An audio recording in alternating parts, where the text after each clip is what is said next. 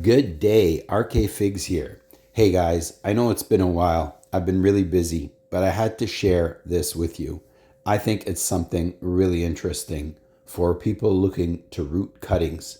I'll even show you the result towards the end, and I'll explain the different advantages and disadvantages with each rooting method.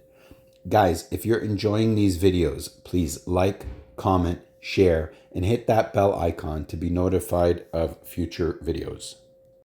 So everybody knows, rooting, using like a taller container, and maybe, my preferred method, which is using these tall bags, and I have a video. I have a lot of success using this, and my method differs slightly from some of the other methods out there that put holes in the bag and the way I use the elastics and stuff.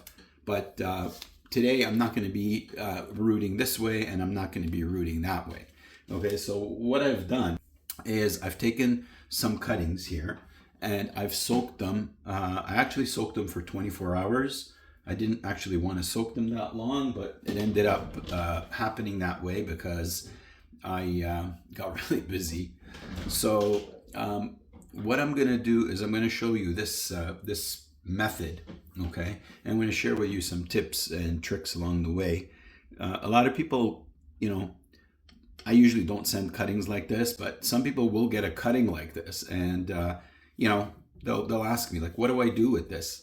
I can't wrap it. I don't know what to do.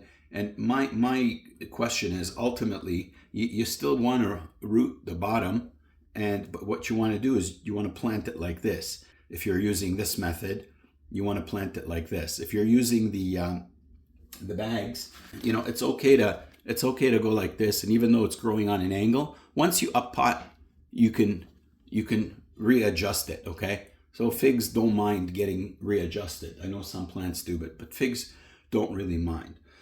So what we're going to do here is we're going to score the bottom.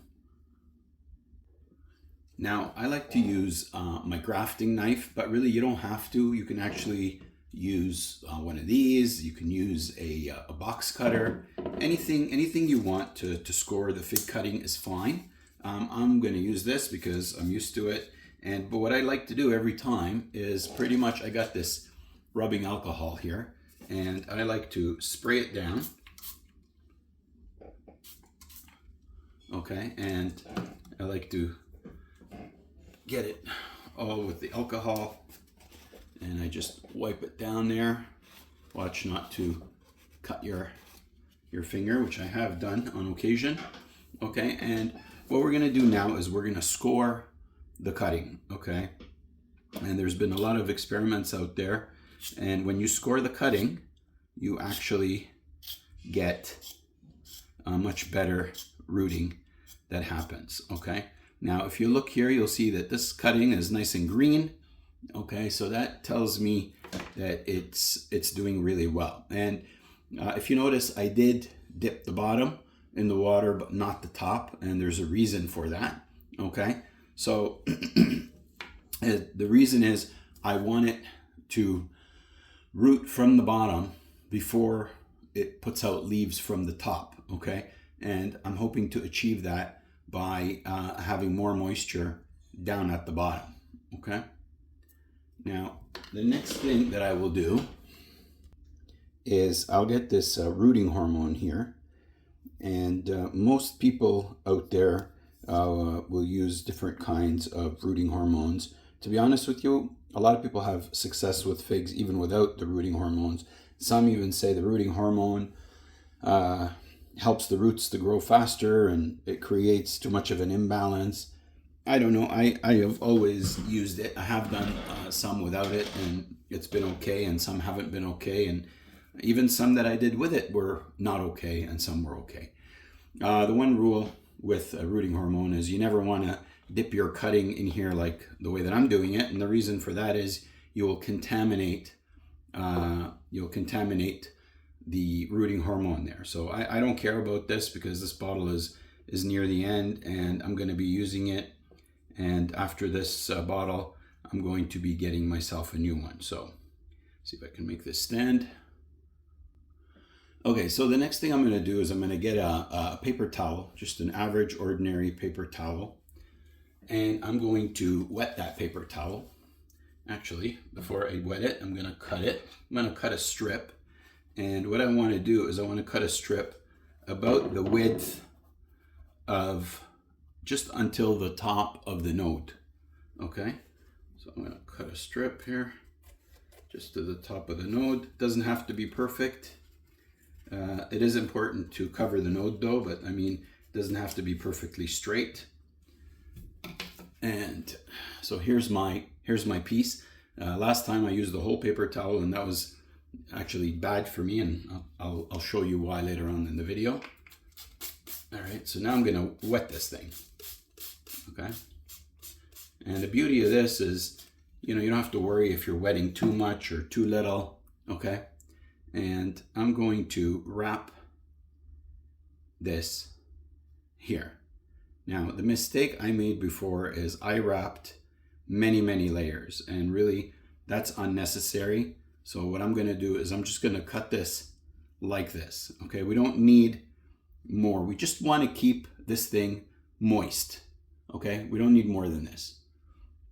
So I left this piece out, and what I'm going to do now is the same rule that I do when I'm doing it in the baggie or in the container. I'm going to wrap the top with parafilm. Okay, and why am I wrapping the top with parafilm? I'm hoping to keep the top less humid than the bottom, and as a result, I'm hoping not to get the leaves to show up on the top, but only show up the roots first on the bottom. Okay, so we're going to wrap that up, and you don't really have to go more than one layer. Actually, one layer is better anytime you're going over a node, okay? Because what you want to do is you want to make it easy for the fig to burst through the node, okay? So, here we go. Here we go. And the tip is always a little tricky, but we got it. Okay, so there is our cutting. Okay, so now what are we going to do with this cutting? Okay, so what we're going to do is we are going to, and you can use the tall bags too if you want, no problem. You can use the tall bags, or you can use a regular Ziploc bag. It's totally up to you. Okay, let's see if this thing fits in here.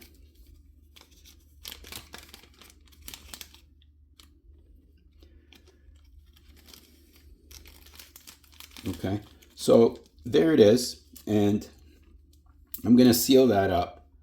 Okay, and then what you want to do is you want to label that bag.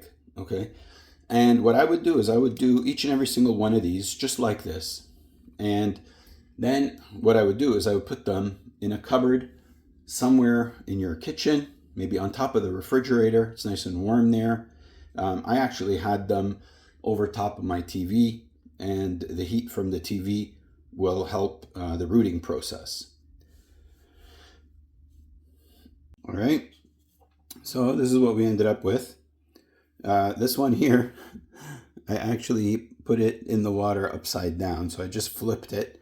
And in case anybody wants to know which way is right side up, I've showed this before. If you look here, you'll see like a smiley face. You see, that's the bottom of the mouth, and that's the top of the mouth. That's always the bottom of the mouth is the bottom of the fig, and the top of the mouth is the top of the fig. Okay, and you can see the line here, this dotted line. It usually is underneath. So that was the top, and I didn't notice, and I scored it, but it should be okay. I'm gonna dunk it in the bottom and put it in again. And now I'm just gonna take these all, and I prefer you don't put them all in the same bag, because the last thing you want is the roots to start growing and start intersecting with each other. It's going to be a mess. But of course I'm going to do it just because I like a challenge.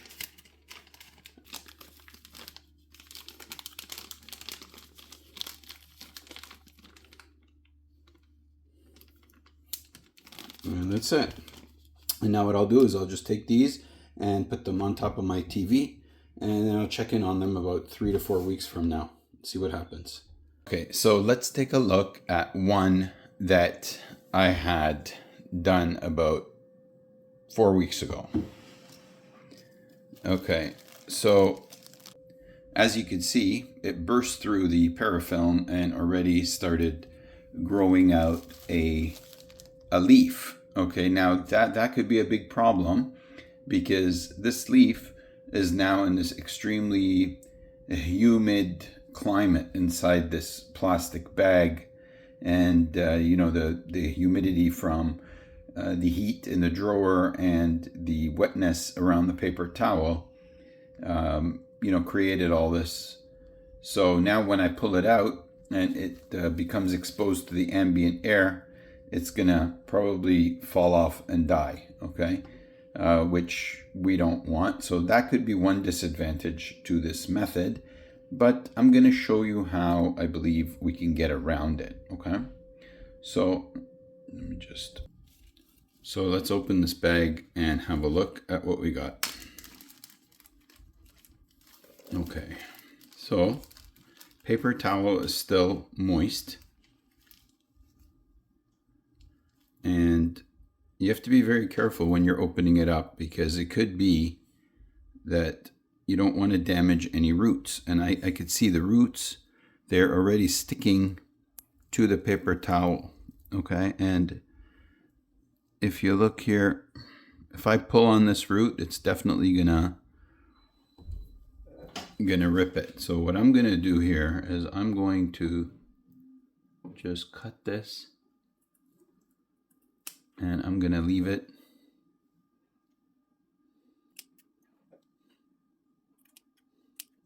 Okay, you can see the roots in there. There's a bunch of them. And what I'm probably gonna do is the same thing again. I'm just gonna cut. See if I can zoom in here.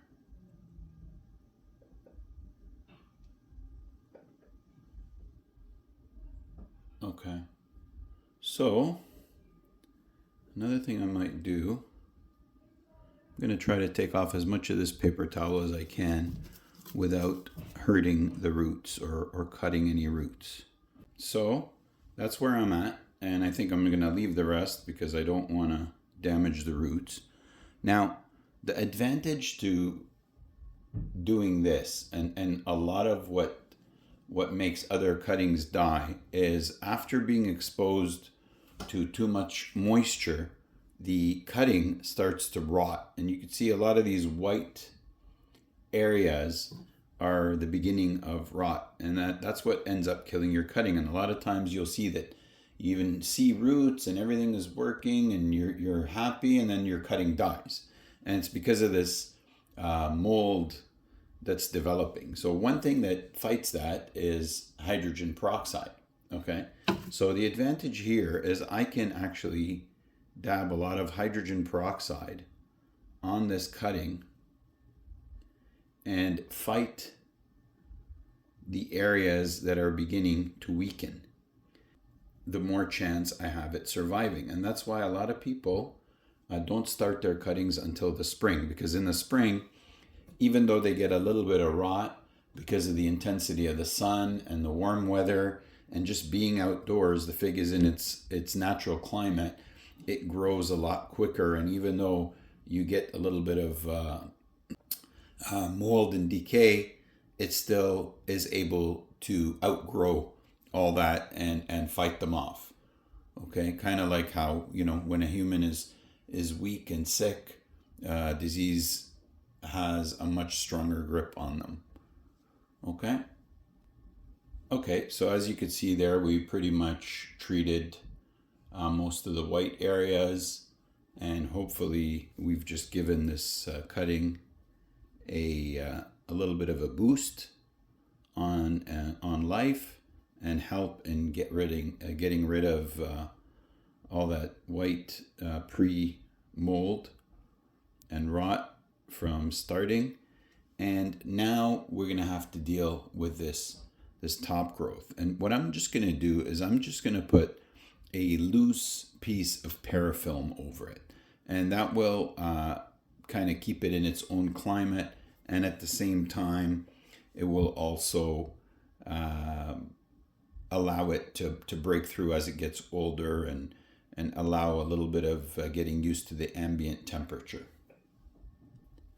Okay, so I kind of stretch this parafilm a little bit to make it thinner.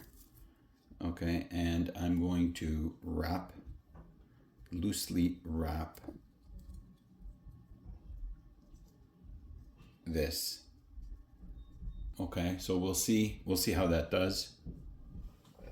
And now what I'm going to do is I'm using this very small pot because I don't want to have too much wetness all around, because these roots are definitely not going to be able to suck up all the moisture that's going to be in a large pot. And that's another reason why people kill their cuttings, is they put them in a pot, they put water, and even though the water is just the right amount, the cutting doesn't end up sucking up all the water that's in the soil quickly enough because of it being indoors, and as a result you get that rot again. Okay, so what's going to happen now, and if you see, this soil even is very, very dry. Okay, but it's okay that it's very, very dry, and the reason being is there's a lot of moisture still in the cutting, in the paper towel that's around the cutting. I want to get that in a little bit deeper. So, okay. And that should do it. I'm going to probably just mist this soil a little bit just to hold the cutting in place, but I don't believe that it needs any more moisture, or that I should have much more moisture in there. All right, so